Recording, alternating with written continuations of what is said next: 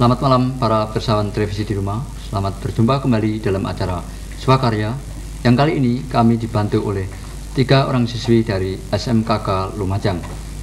Kali ini kami akan mengetengahkan acaranya, yakni bagaimana cara membuat stiker.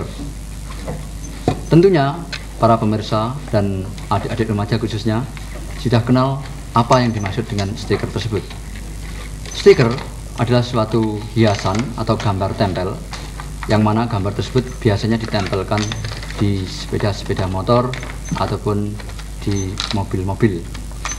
Nah, untuk jelasnya para persawan di rumah, di sini kami tunjukkan contoh beberapa stiker. Nah, di sini dapat dilihat persawan di rumah. Ini adalah contoh-contoh daripada stiker. Stiker ini ada orang yang menyebutnya dengan gambar tempel atau mungkin persawan mengatakan cap-capan. Setelah kita kenal dengan bentuk daripada stiker ini, kemudian bagaimana cara membuat stiker-stiker ini? Untuk itu, kami mulai saja. Pertama-tama untuk membuat stiker itu, bahan-bahan yang diperlukan adalah di sini dapat dilihat dalam catatan yang ada, yakni kaca. Kaca di sini tebalnya 5 mm, yang mana kaca ini fungsinya untuk alas ataupun untuk alat pembantu pembuatan klise. Nanti dalam uraian berikut kami terangkan. Kemudian setelah kaca kita siapkan, kita menginjak pada bahan yang kedua, yaitu kertas stiker.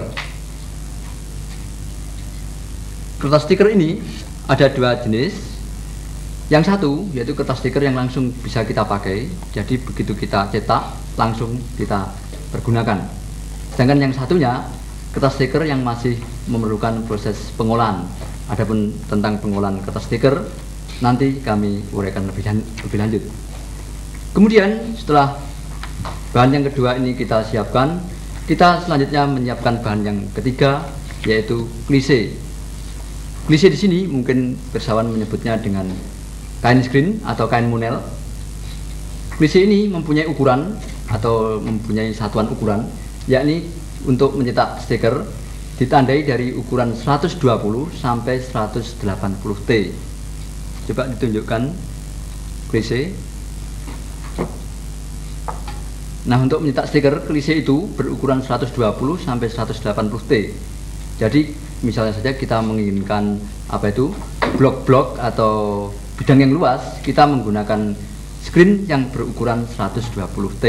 Sedangkan untuk huruf atau mungkin lebih kecil lagi daripada huruf, jadi garis-garis yang tipis sekali, kita menggunakan ukuran 180 T. Jadi semakin tinggi T-nya berarti pori-pori yang dimiliki daripada klise itu semakin kecil. Sedangkan semakin rendah T-nya, di sini untuk stiker paling rendah itu 120 T, berarti pori-pori yang dimiliki oleh screen itu kecil sekali. Maksud kami besar sekali. Jadi tadi untuk blok-blok itu ya. Kemudian setelah kita menyiapkan bahan yang ketiga, kita menyiapkan bahan yang keempat, yaitu rakel. Rakel di sini para pemirsa untuk penyaput. Tentunya di sini adalah penyaput cat. Sedangkan bahan yang kelima, setelah kita menyiapkan bahan yang keempat, bahan kelima adalah cat. Untuk cat ini tentunya yang kita pakai adalah cat stiker. Perlu diketahui bahwa plastik itu ada 2 jenis, plastik PP dan plastik PVC. Untuk stiker kita menggunakan cat jenis PVC. Adapun ciri daripada cat PVC itu baunya harum dan menyengat. Kemudian bahan yang keenam adalah minyak cat. Di sini kita menggunakan reducer M3. Coba ditunjukkan. Setelah bahan cat ini, pencampur cat sudah kita siapkan. Yang terakhir adalah minyak tanah. Minyak tanah ini mudah sekali didapat. Ini berfungsi untuk membantu menghilangkan cat-cat yang ada di klise. Jadi supaya klise itu bisa kita pakai kembali. Setelah kita siapkan dari ketujuh bahan ini, sudah siap. Kemudian bagaimana prosesnya? Untuk melangkah pada prosesnya ini, maka baiklah kami uraikan dahulu atau kami tunjukkan dulu bahwa stiker itu ada 2 jenis yang ada di umum. Di sini saya tunjukkan. Stiker bisa ditempelkan di kaca yang mana kalau ditempelkan di kaca itu bisa ditempelkan di bagian muka kaca, misalnya di mobil, dan bisa juga ditempelkan di bagian belakang kaca. Di sini saya bawakan contoh stiker yang ditempelkan di bagian muka kaca. Nah, di sini.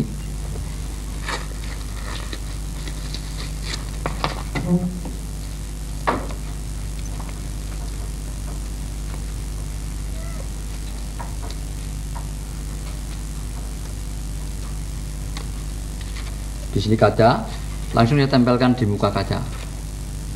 Nah, ini berarti setelah kita mencetak huruf-huruf yang ada ataupun gambar, berarti lem stiker ada di belakang gambar.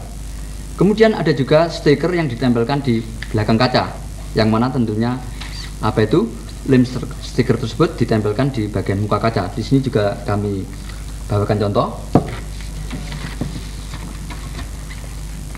Ini perekat kita simpan pada kertas lilin, nanti kami uraikan lebih lanjut. Karena lemnya ada di muka gambar, berarti stiker ini harus ditempelkan di bagian belakang kaca. Selain ini, kemudian ada juga stiker yang bening. Kami tunjukkan juga di sini, dapat juga disaksikan. Nah,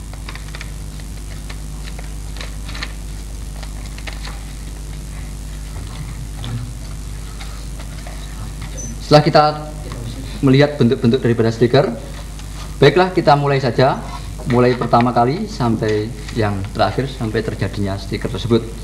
Kita siapkan kaca, coba disediakan kaca ya. Kemudian yang kedua, kertas stiker yang langsung bisa kita cetak, disiapkan.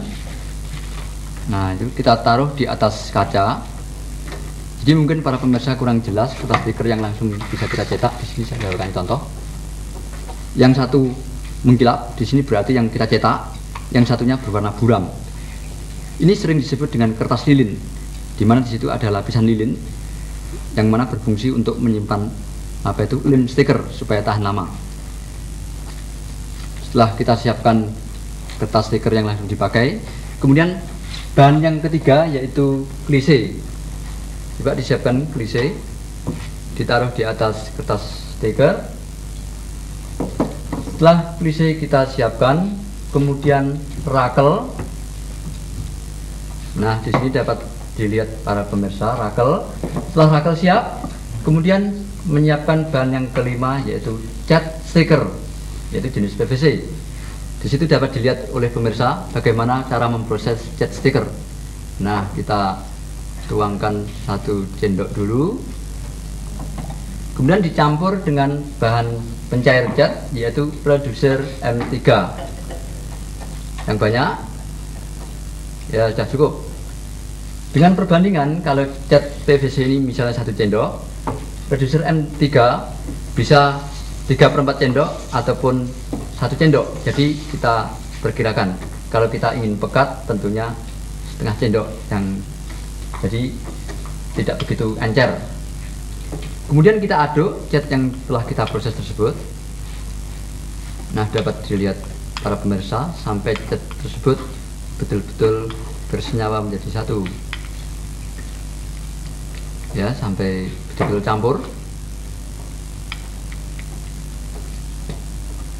Ya, terus setelah cukup pekat, kemudian kita taruh di atas klise. Coba di rakelnya diambil dulu ya, jadi kita tuangkan di atas klise. Di sini kami membuat stiker TVRI Stasiun Surabaya. Kemudian dirakel, coba diproses.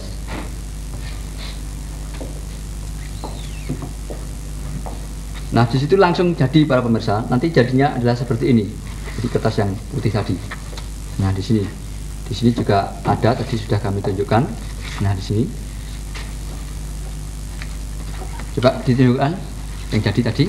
Nah, ini begitu kita gunting langsung bisa kita pakai. Di sini saya tadi sudah memperagakan, langsung bisa kita tempelkan seperti yang tadi telah kami berikan contoh. Kemudian untuk membuat stiker yang kedua yaitu yang memproses sendiri bahan-bahannya itu. Yang diperlukan bahan yang pertama adalah ini, dapat dilihat pemirsa, yaitu mika. Biasanya ditempelkan pada mobil-mobil, jadi bening stiker tersebut. Jadi mungkin kalau pemirsa mempunyai perusahaan apa begitu, bisa membuat sendiri ataupun untuk menambah keterampilan. Setelah mika, kita siapkan bahan yang kedua, yakni kertas lilin. Jadi begitu mika itu dicetak, langsung kita tempelkan pada kertas lilin ini. Di sini ada dua bagian. Yang di muka di sini licin karena namanya kertas lilin, jadi berfungsi untuk menyimpan lem stiker supaya awet.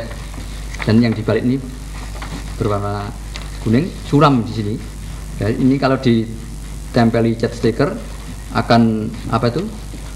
Ikut kertas itu. Sekarang bagaimana memproses kertas stiker ini? Sekarang di sini saya berikan contoh. Coba ini dicetak. Nah, ini dicetak. Dengan itu, dengan rakel TVRI Surabaya itu, lah itu. Coba cepat sedikit.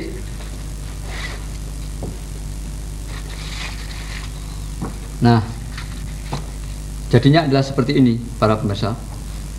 Ini belum ada lem stikernya, masih kosongan. Jadi belum bisa kita tempelkan pada bidang apa saja, belum bisa karena masih berupa mika. Untuk bisa ditempelkan, maka terlebih dahulu kita menyiapkan bahan yang berikut, yaitu lem stiker. Coba ditunjukkan sekali lagi lem stiker itu. Nah, di sini berwarna putih. Sekarang kalau kita menginginkan stiker ini ditempelkan di bagian muka kaca, berarti lemnya kita letakkan di bagian belakang gambar. Bagaimana cara meletakkan ini? Maka di sini dapat dilihat oleh pemirsa. Coba ini dicetak. Nah, ini proses memberi lem stiker pada stiker. Jadi dengan proses dicetak, tidak hanya dengan disabut begitu saja, tapi dicetak. Ya, lem stiker dituangkan pada klise, kemudian disabut dengan rakel yang ada.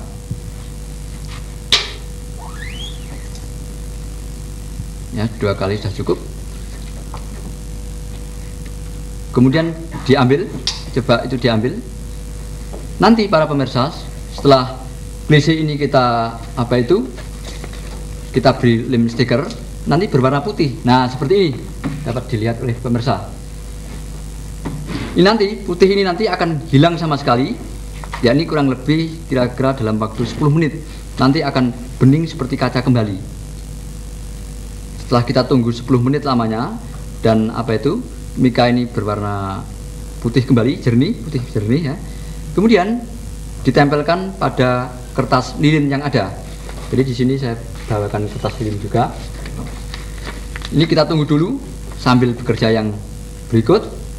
Kita biarkan begitu saja tanpa dijemur, diangin-anginkan sampai kurang lebih 10 menit.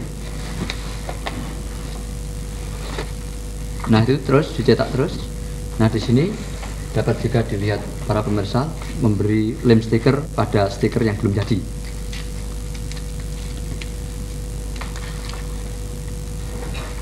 Ya, terus dicetak. Kemudian perlu diketahui oleh pemirsa bahwa stiker itu di pasaran banyak sekali yang beredar. Di sini ada beberapa warna. Misalnya di sini ada warna merah, warna kuning, warna biru, dan hitam. Bagaimana cara membuat stiker yang beberapa warna itu? Tadi saya berikan contoh cara membuat stiker yang satu warna dengan proses mengolah kertas stiker. Untuk ini, misalnya saja di sini yang mudah saja saya berikan contoh stiker yang ada di sini. Manusia berusaha dan Tuhan yang menentukan. Ini bagaimana cara membuat stiker ini? Ini pertama kali kita mencetak warna yang kuning dulu. Jadi huruf Arabnya ini kita cetak dulu beserta tulisannya. Setelah kita cetak lengkap ya dan baik, kemudian bagian belakangnya kita rakel dengan klise yang sama. yakni dengan klise yang berukuran 120T, karena yang hitam ini termasuk blok atau bidang-bidang yang luas. Jadi yang kuning itu begitu saja ditutupkan di belakang huruf-huruf yang ada tadi, jadinya seperti ini. Nah, di sini terlihat beberapa stiker juga. Ini tadi setelah setelah ini kering, nanti kita tunggu sebentar lagi akan putih kembali. Nanti setelah kita tempelkan pada ini kertas lilin, nanti jadinya seperti ini para pemirsa. Nah, berwarna jernih. Ini kalau kita tempelkan pada kaca, baik sekali. Di sini sambil menunggu itu, kami lekatkan. Ini hasil karya dari siswa-siswi SMK Kalumajang. Nah, ini coba kita tempelkan lagi. Ya.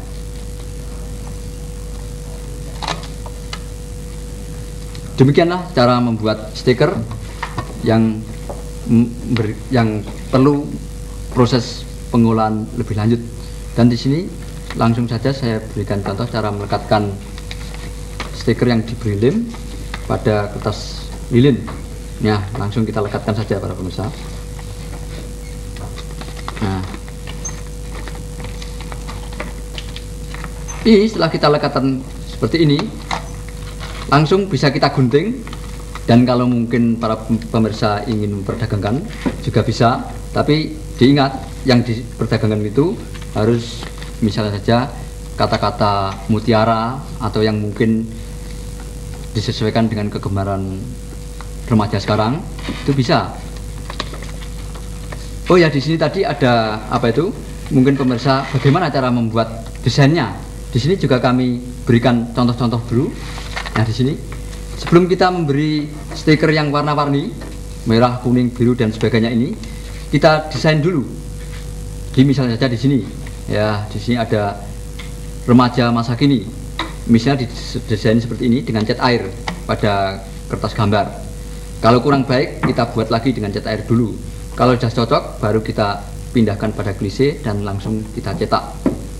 Ini setelah kita desain cukup baik, langsung kita memproses di klise.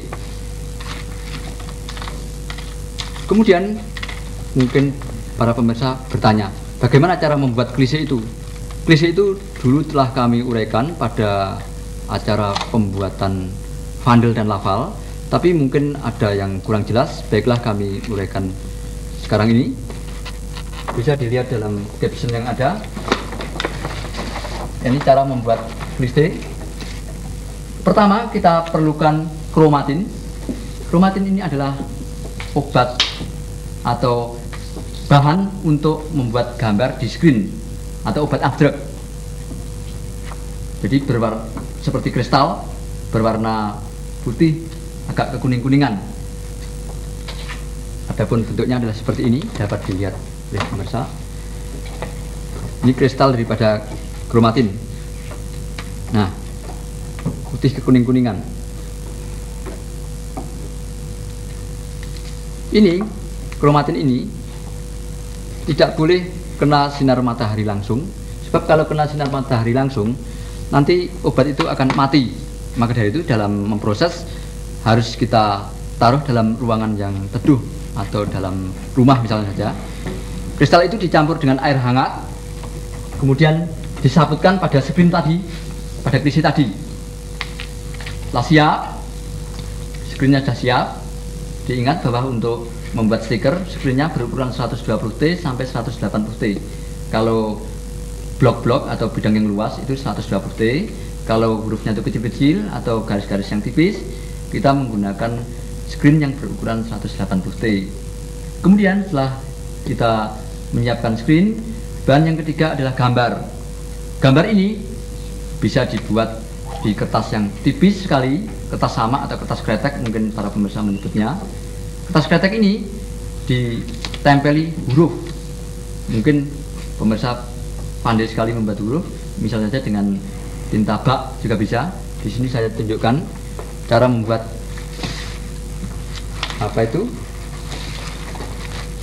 Nah, di sini cara membuat klise.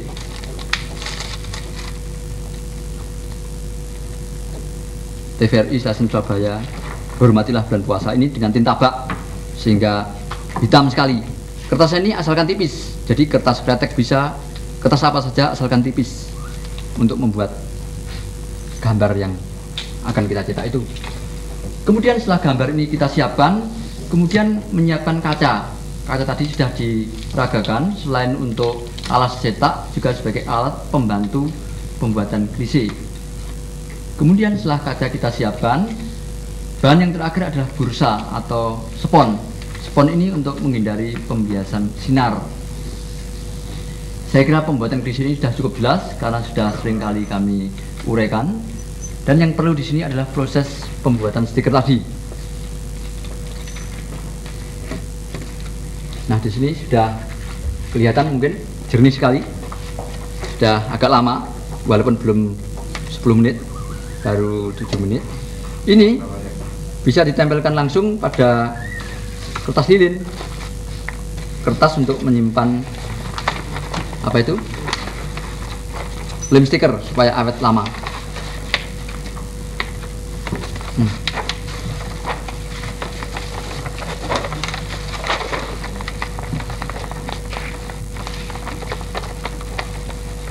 Nah, dapat dilihat oleh pemirsa, ini pekat sekali lemnya. Dan lem stiker ini apa itu mudah sekali kering. Jadi kalau kita pakai terus segera ditutup, dipergunakan seperlunya saja. Demikianlah para pemirsa TVRI di rumah, cara pembuatan stiker yang telah diragarkan oleh siswa-siswi dari SMKK Lumajang. Dan mungkin para pemirsa kurang jelas, di sini kami bisa mengulang kembali bagaimana dan alat apa saja yang diperlukan dalam pembuatan stiker tersebut. Pertama adalah bisa dicatat, mungkin ada yang ketinggalan melihat. Coba ditunjukkan. Pertama adalah sesuai dengan caption yang ada. Yang diperlukan yang pertama adalah cat stiker. Coba ditunjukkan cat stiker. Ya, dibuka. Ini harum menyengat, baunya harum menyengat. Kemudian bahan pencampur cat itu adalah reducer M3. Bisa diragakan. Hati-hati bahwa reducer M3 ini karena obatnya ini keras sekali, baunya juga menyengat hidung. Jadi kalau itu sampai tumpah pada apa itu taplak plastik ataupun pada plastik yang tipis, langsung hancur. Jadi penggunaan reducer M3 itu hati-hati. Kemudian setelah disiapkan reducer M3 dan cat stiker, bahan yang berikutnya adalah apa itu lem stiker. Mungkin kurang jelas, bisa dilihat lagi. Ini pekat sekali, berwarna putih. Setelah kita pakai langsung ditutup, sebab kalau tidak ditutup nanti akan kering, tidak bisa kita pakai. Dan juga lem stiker itu sejenis latex, jadi mungkin sukar apa itu mencarinya, jadi bisa kita pergunakan sejenis latex. Setelah kita tahu bahan-bahannya, kemudian yang terakhir bagaimana cara membersihkan cat yang menempel pada screen stiker tersebut. Nah, sekarang bisa di sini kami ragakan cara membersihkan cat-cat yang nempel di screen tersebut karena sudah selesai mencetak. Coba dibersihkan. Nah, itu dengan kertas yang ada itu di sebelah kirinya itu diambil, ada disobek, rakelnya ditaruh di muka. Nah, coba dibersihkan untuk cat-cat itu. Cat ini dibersihkan dengan minyak tanah, dan kalau tidak bisa hilang, dibersihkan dengan reducer M3. Ya, coba diangkat. Nah, balik. Sebab kalau tidak kita bersihkan, nanti dalam waktu 10 menit dia akan apa itu tidak akan bisa hilang. Nah, demikianlah para pemirsa cara pembuatan stiker yang mudah sekali, dan kami dari studio atas nama pembina swakarya dari SMKK Lumajang mengucapkan selamat malam dan terima kasih.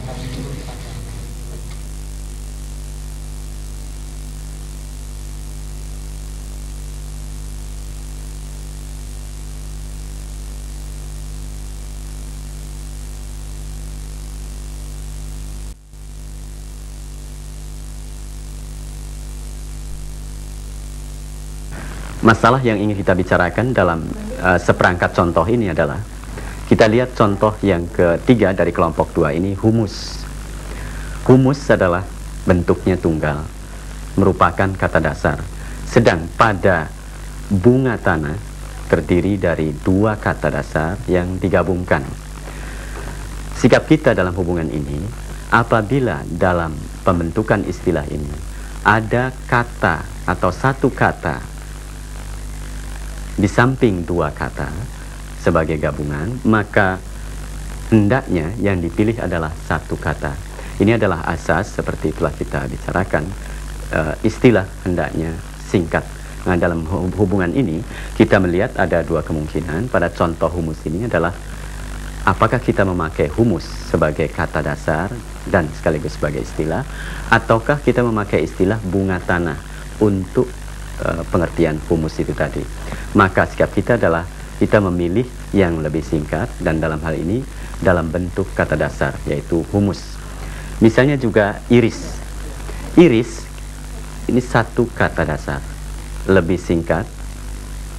Sedangkan selaput pelangi, yang lazim juga istilah ini dipakai, terdiri dari 2 kata. Maka sikap kita dalam hal ini, untuk kesingkatan, kita hendaknya memakai iris daripada selaput pelangi. Jadi selaput pelangi dapat diizinkan, tapi akan diprioritaskan istilah yang terdiri dari 1 kata, atau yang diutamakan dalam pembentukan istilah sedapat-dapatnya 1 kata. Lebih dari 1 kata dapat juga dipakai apabila memang tidak dapat diungkapkan dengan 1 kata dasar. Kemudian juga contoh lainnya adalah miopi ataukah rabun dekat. 2 istilah ini dapat dipakai, tetapi yang diutamakan adalah miopi daripada rabun dekat.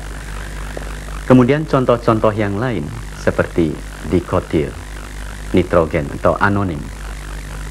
Contoh yang awal pada dikotil misalnya, sebetulnya ini bukanlah bentuk dasar. Kalau kita mempelajari asal-usul kata ini, sebetulnya terdiri dari di dan kotil. Di ini 2 dan kotil ini keping. Jadi sekalipun demikian, kita tidak mengingat lagi bahwa itu adalah kata bentukan, bukan kata dasar, tapi di sini lebih singkat, sehingga sebaiknya kita utamakan yang lebih singkat ini, yang dianggap di sini sebagai 1 kata, dan contohnya di sini katakanlah dikotil daripada berkeping 2 atau berkeping biji 2. Pada contoh yang terakhir, anonim, juga di sini sebetulnya kata ini bentukan dari A ditambah sisanya, dan artinya A di sini tanpa dan nonim nama, jadi tanpa nama. Tetapi orang tidak lagi ingat bahwa anonim semula bukan terdiri dari 1 kata, tetapi 2 bentuk.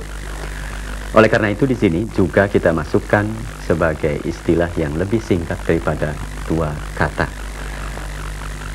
Yang pertama dan yang kedua inilah salah satu asas yang dapat kita angkat, bahwa istilah dapat dibentuk dengan 1 kata dasar, dan kita cenderung untuk memilih istilah yang terdiri dari 1 kata dasar daripada istilah yang lebih dari 1 kata dasar atau merupakan gabungan. Apabila gabungan memang tidak ada lagi kata yang dapat menggantikannya. Para penonton, inilah yang pertama, kata dasar sebagai istilah, atau salah satu cara bagaimana membentuk istilah dengan 1 kata dasar.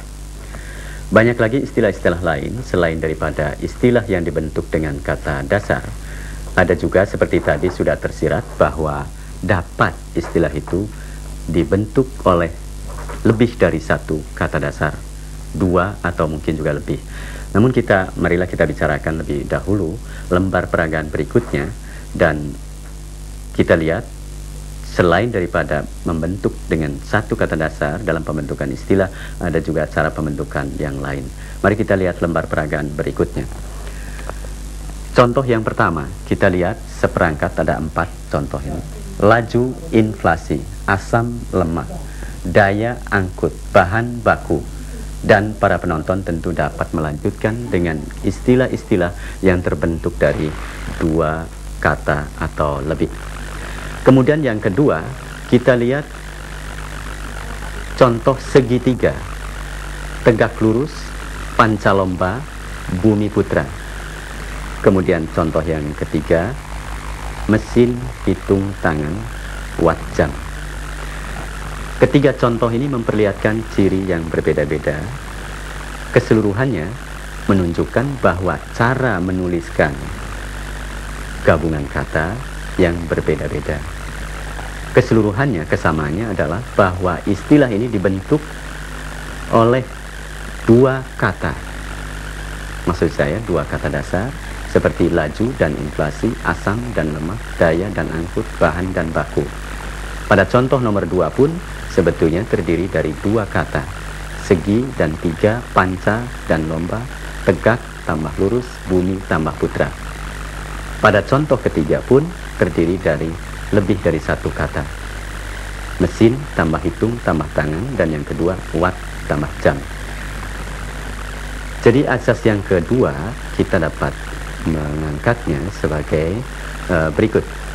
Istilah dapat dibentuk dengan gabungan kata. Satu kata, lebih dari satu kata. Dalam contoh ini, dua kata dan ada satu contoh, tiga kata. Caranya dapat kita lihat bahwa gabungan ini dapat kita tulis yang pertama tanpa tanda apapun, seperti laju inflasi, asam lemak, daya angkut, bahan baku, bahan bakar, dan seterusnya. Jadi semata-mata pembentukan istilah ini dengan dua kata tanpa dirangkaikan. Jadi tidak ditulis dengan satu rangkai, tetapi terpisah. Kemudian yang kedua, dua kata ini ditulis serangkai, tidak lagi terpisah. Misalnya segitiga, tegak lurus, pancalomba, bumi putra. Bedanya dengan yang pertama hanyalah beda dalam hal menuliskannya atau cara menuliskannya. Karena dianggap gabungan kata ini merupakan satu, sudah senyawa betul, maka cara menuliskannya diserangkaikan.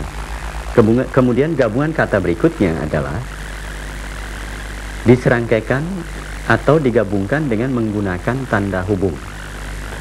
Pada contoh ini kita lihat mesin, kemudian diberi tanda hubung, tambah hitung, kemudian diikuti tangan. Jadi mesin hitung tangan. Penggunaan tanda hubung pada contoh yang berikutnya, watt, kemudian tanda hubung, kita tuliskan jam. Biasanya pembentukan istilah ini dengan menggunakan tanda hubung, terutama diperhitungkan oleh penyusunnya bahwa kalau tidak digunakan tanda hubung akan menimbulkan penafsiran yang keliru. Misalnya saja mesin hitung tangan, umpamanya yang digabungkan pengertian yang dekatnya adalah hitung tangan, maka tanda hubungannya di sini. Jadi bukan mesin, kemudian tanpa tanda hubung, kemudian di sini baru tanda hubung. Maksudnya di sini hubungan mesin hitung sebagai kesatuan yang erat, di sanalah kita menggunakan tanda hubung. Demikian pula watt jam. Jadi ketiga cara penulisan gabungan kata untuk membentuk istilah dalam bahasa Indonesia ini lazim dipakai dan merupakan salah satu aturan atau seperangkat peraturan cara menuliskan kata-kata istilah dalam pembentukan istilah yang lebih dari satu kata dasar. Itulah asas yang kedua atau aturan yang kedua dan kemungkinan yang kedua dalam pembentukan istilah.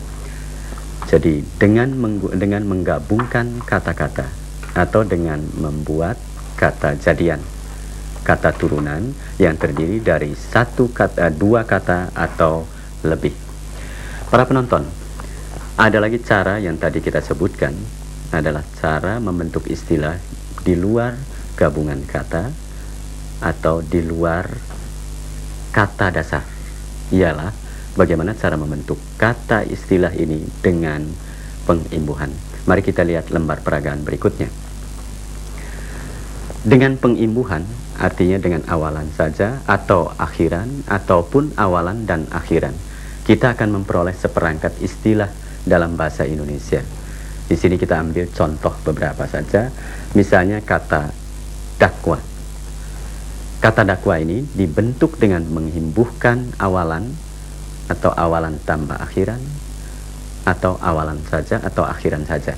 Kita lihat pada contoh di sini, dakwa menjadi pendakwa, menjadi pendakwaan, terdakwa, dakwaan. Larut menjadi pelarut, pelarutan, larutan, atau terlarut, dan seterusnya, melarut. Satu menjadi satuan, kesatuan, persatuan, dan seterusnya.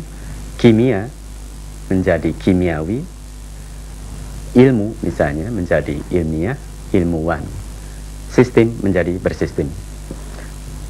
Mari kita lihat satu persatu di sini kemungkinan-kemungkinan yang dapat kita pergunakan dalam proses pengimbuhan dalam pembentukan istilah ini.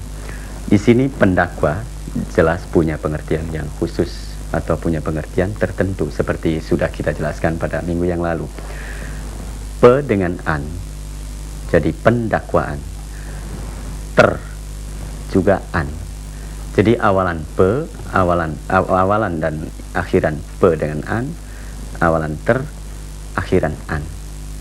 Dan juga bisa misalnya mendakwa, didakwa, dan seterusnya. Semua imbuhan dalam bahasa Indonesia bisa dikembangkan untuk membentuk istilah. Kemudian juga larut. Di sini awalan pe juga muncul, pe an atau an saja, kemudian me atau ter, dan juga dapat dikatakan dilarutkan umpamanya. Itu adalah bentukan istilah. Jadi awalan me, pe, an saja, dan ter di sini dapat digunakan untuk membentuk istilah. Pada satu memang ada satuan, ada kesatuan yang mempunyai makna berbeda.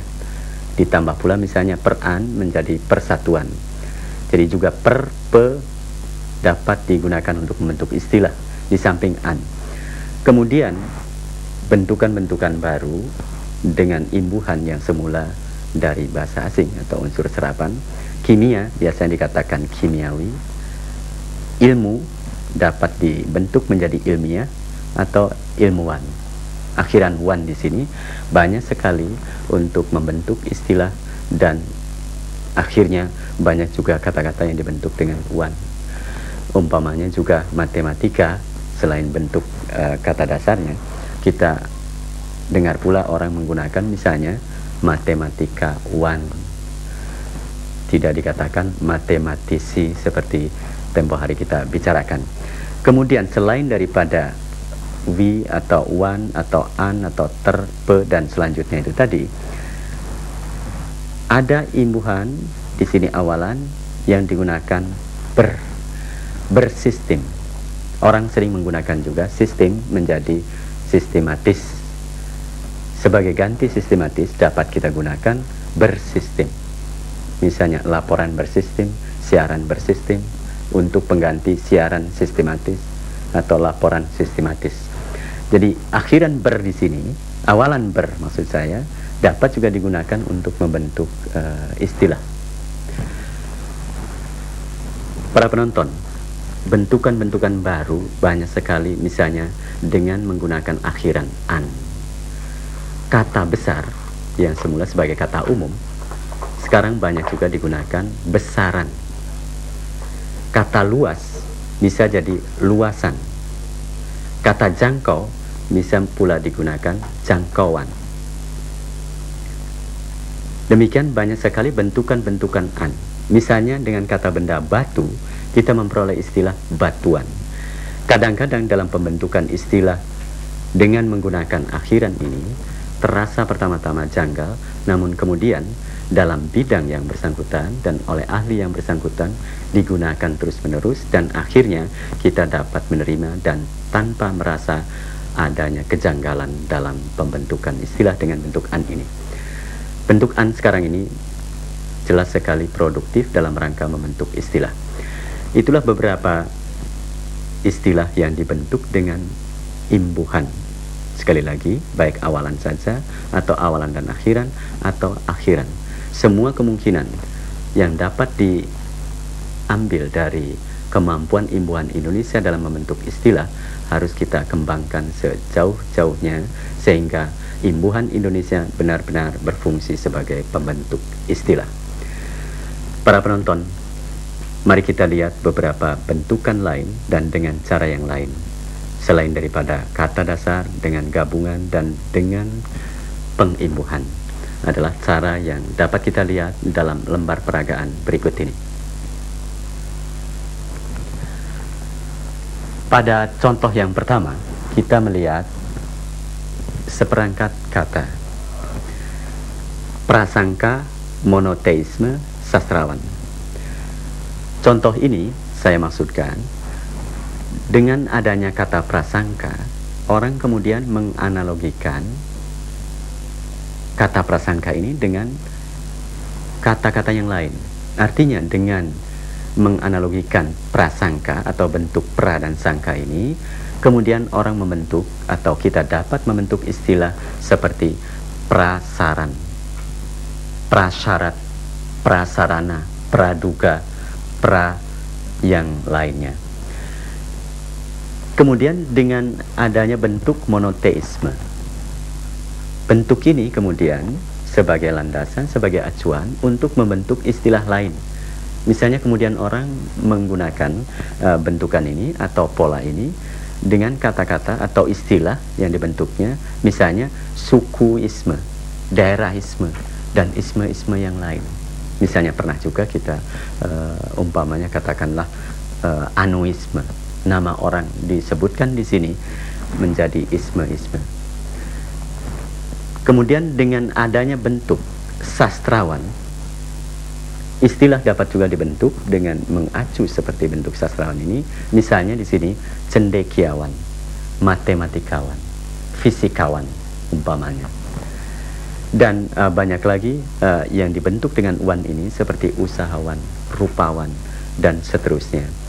Cara pembentukan seperti yang kita lihat dalam contoh yang pertama ini adalah cara pembentukan dengan analogi. Artinya dengan seperangkat kata atau dengan pola tertentu yang sudah mantap di masyarakat, kemudian orang dapat membentuk istilah dengan pola itu. Hanya kadang-kadang pembentukan dengan pola tertentu dapat juga menimbulkan keterlanjuran sehingga penggunaannya tidak selalu tepat. Kita lihat misalnya contoh yang nomor 2 ini. Pada nomor 2 ada bentuk nasionalisasi atau bentuk yang pakai nisasi atau isasi. Orang kemudian membentuk istilah dengan pola seperti ini. Juga ini adalah ekses daripada orang mau mengacu kepada bentuk yang dianggap sudah mantap atau sudah ada lama di kalangan masyarakat. Dibentuklah istilah misalnya turinisasi, pompanisasi, hijaunisasi. Apa pula misalnya dengan kata-kata benda yang ada, karena pompa kemudian menjadi pompanisasi, kemudian penanaman turi di mana-mana dilakukan, kemudian dibentuklah turinisasi. Ini adalah analogi yang dapat tidak menguntungkan pengembangan bahasa Indonesia.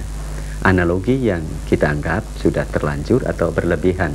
Oleh karena itu di sini saya berikan tanda bahwa bentukan-bentukan istilah dengan isasi atau nisasi dengan kata-kata Indonesia, di sini kebetulan turi dan pompa asalnya dari unsur serapan, itu sebaiknya dan tidak dapat dikembangkan lebih lanjut. Jadi turinisasi misalnya kita dapat menyatakan penturian umpamanya, tapi tidak dipakai bentukan analogi seperti nasionalisasi atau isasi yang lain. Kemudian yang ketiga, kita dapat melihat di sini bentukan dengan cara yang lain. Contohnya di sini kita lihat kooperasi menjadi koperasi, serba aneka menjadi serbaneka. Apa yang kita lihat di sini? Pada contoh yang pertama, koperasi, di sini O-nya menjadi hilang. Kemudian serbaneka, salah satu A-nya menjadi hilang. Jadi serbaneka. Ini adalah salah satu cara membentuk istilah dengan meleburkan salah satu bunyi bahasa yang ada di salah satu kata pembentuknya. Jadi inilah yang biasa dikatakan pembentukan istilah dengan meleburkan bunyi bahasa yang ada. Tetapi dalam kenyataannya hanya beberapa kata saja dalam pembentukan istilah dengan cara yang ketiga ini. Dan tampaknya tidak produktif dengan peleburan. Umpamanya ada contoh lain di pemakaian bahasa di Malaysia, umpamanya kereta api menjadi kereta api. Tetapi dalam pembentukan istilah Indonesia tidak dipakai peleburan semacam itu. Yang dipakai adalah kereta api dan ditulis terpisah. Jadi dapat kita simpulkan pada 3 perangkat contoh ini adalah bahwa istilah dapat dibentuk dengan menggunakan asas analogi. Dengan bentuk tertentu kita mengacu, kemudian ditirulah bentuk itu seperti pada contoh pertama. Juga contoh kedua, bentukan analogi yang demikian seperti turinisasi, pompanisasi adalah analogi yang kurang menguntungkan pengembangan bahasa Indonesia. Jelasnya tidak dapat dipakai bentuk turinisasi. Kemudian contoh yang ketiga adalah contoh pembentukan istilah dengan analogi, dengan peleburan bunyi bahasa yang ada. Saudara, selain dari contoh yang ada pada lembar peragaan tadi, sebetulnya dapat pula kita membentuk istilah dengan kata ulang. Dalam biologi atau dalam ilmu tumbuh-tumbuhan, kita mengenal misalnya istilah kacang-kacangan, polong-polongan, turi-turian. Ini adalah bentukan dengan mengulang, sekaligus juga dengan mengimbuhkan. Kemudian juga dengan misalnya jejari untuk jari-jari. Kemudian yang lain lagi misalnya tetua atau tua-tua menjadi tetua. Itulah saudara beberapa perangkat istilah dan cara pembentukan istilah. Sampai ketemu lagi pada minggu depan dengan pembicaraan berikutnya. Terima kasih dan selamat malam.